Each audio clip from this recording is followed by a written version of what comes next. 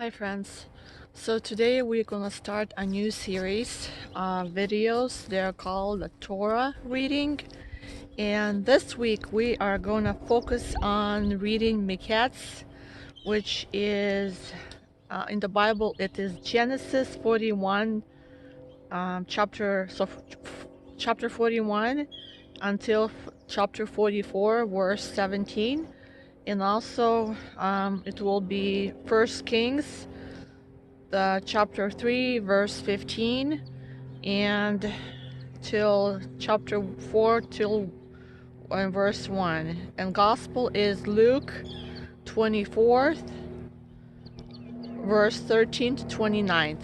This is a series of Torah readings that the Jewish people do, and each week is a bit different. It's a portion of Torah or Bible that they read.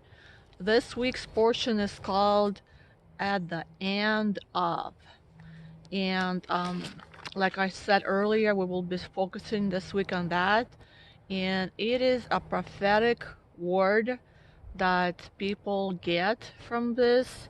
All you have to do is read and ask God to guide you and show you what He wants for you to know. And each week is different. It could be a prophetic word for the whole week. It could be a prophetic word for the whole month or for the next year.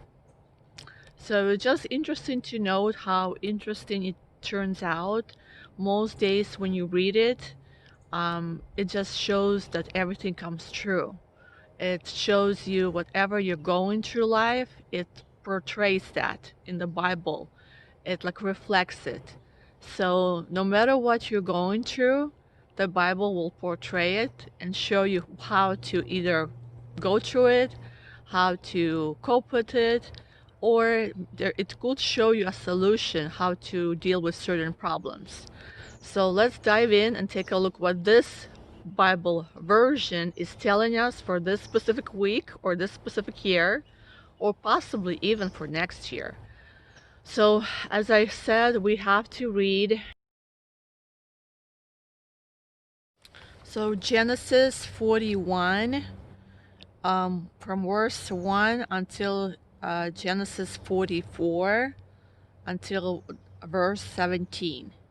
So I was praying about it and I wanted to know what God had for me to say. The first thing that God came to me as I opened the Bible and started reading about it, it came to me, it talks about Joseph and his dreams. And this specific, in chapter 41, it talks about specifically about his dream for when the Pharaoh saw the dream about the 7 beautiful cows, and then he saw the dream about the cows that were skinny, and the skinny cows ate the beautiful well-fed cows. And then he saw the corn, the good corn, and then he saw very skinny, malnourished corn, and the malnourished corn ate the corn that was well-fed. So when I was reading through it, I was thinking like, wow, this is reminding me about what I heard earlier this week or last week. I heard about that UN has stated that the next year will be a famine of biblical proportions. So, and that kind of like made me almost like laugh out loud, because Joseph had a dream, or not Joseph, but the Pharaoh had the dream about a famine coming to Egypt. And Joseph told him, you have 7 years to prepare, and because there's a big famine coming. So I was reading about it and I was thinking, God, is it true? Is the famine coming to either our country or the whole earth? And like the words actually like stood out for me that yes, a famine is coming, but we're not sure when it will happen. It may happen next year, or in the next 7 years. We're not sure when exactly. So as I was reading through it, I was just praying and telling God, give us wisdom how to prepare, how to get ourselves in a good order so we won't be caught unprepared. Then in chapter 42, it was talking about verse 21. It talked about sowing distress and will bring punishment and distress into your life. Repent now before you have to reap what you sown. So they were talking about how Joseph brothers were stating, we are in distress because what we did earlier to Joseph, it came to hunt us. It came to the same thing that we caused him distress is causing us big distress. And that's just a prophetic word for us. If we cause distress to others, we may reap the same future. So if you do not want to have the same issue, you may want to repent now, so in the future you will not have it. And then in verse 28 of the same chapter 42, it talks about how those brothers have said, what is God doing to us? They actually said, what is this God has done to us?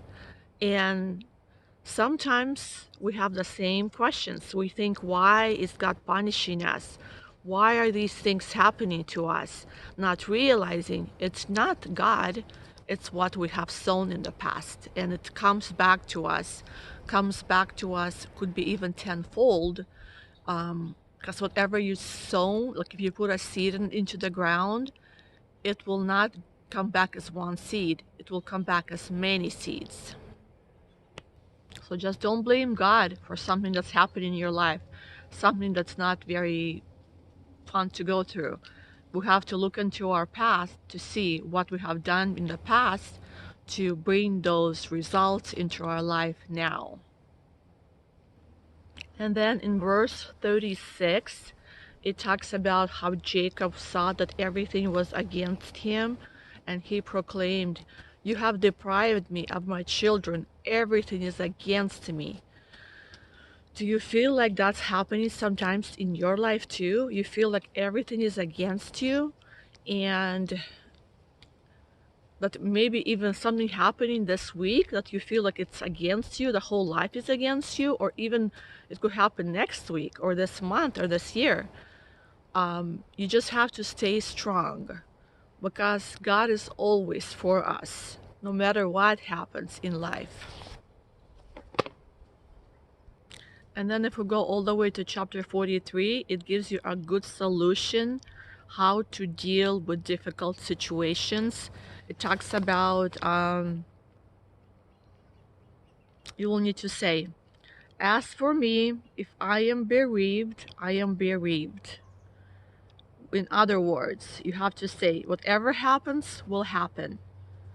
And if the worst thing happens, so be it. This helps us to deal with things that are out of our control, and giving it to God, He will take care of it all.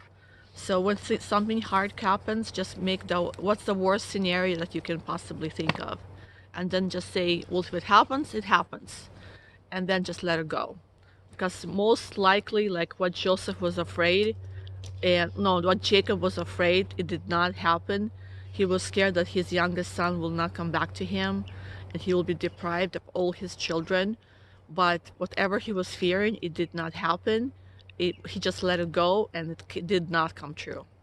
And then if we go to our next passage, which is 1 King, chapter 3, verse 15, to chapter 1, to chapter 4, and verse 1, it talks about a story about two women who came in, and they both had a child. And then when one child died, the other lady took it for herself. She said, it's my child.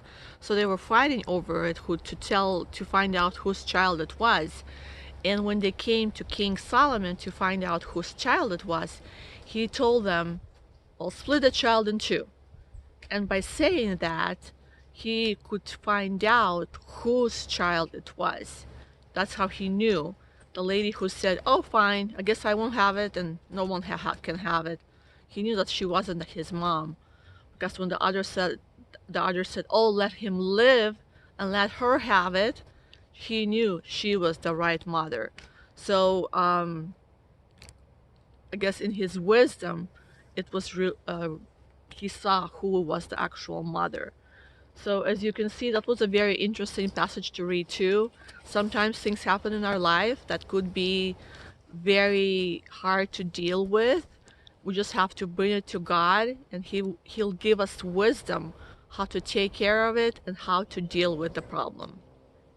So the last passage is from Luke chapter 24, verse 13. It talks about how Jesus shown himself to his disciples and how they were amazed by all the words that were given to them.